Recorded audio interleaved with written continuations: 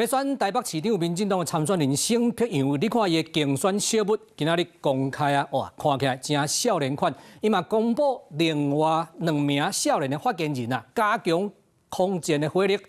不過，伊進前向台北市長蔣萬安落戰帖，邀請來進行市政的辯論。蔣萬安的回應是講，唔免辯論啊，我逐工的工課就是咧說明台北市政啊。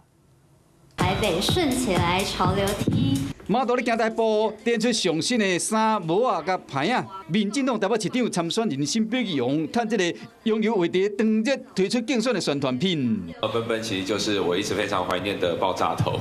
主打台灣節，所以台灣的青年設計師甲插畫家，沈碧陽甲查某囝小麻糍，攏變成創意的來源，化身紅啊！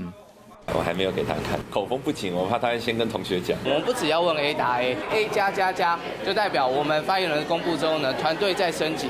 那文宣物為了加強空戰的能力，競選團隊冒新人，找捌做過基隆市議員柯瑞珠辦公室主任28回蔡一凱，加立委陳培如辦公室主任26回林玉彤，共同做發言人，兩人攏有政治工作經驗，沈碧陽主打青年力量。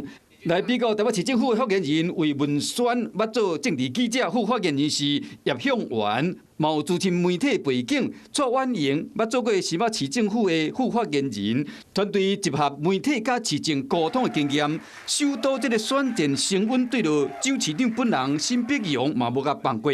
公開邀請蔣萬安進行市政的辯論。我每天都在跟各位說明市政，而且也在市場時候推出各項市政。如果你每天都在說明市政的話，那不就更可以辯論了嗎？2026首都的選戰，沈碧陽的氣勢真強，蔣市長想要拼連任，攻防的強度是愈來愈懸。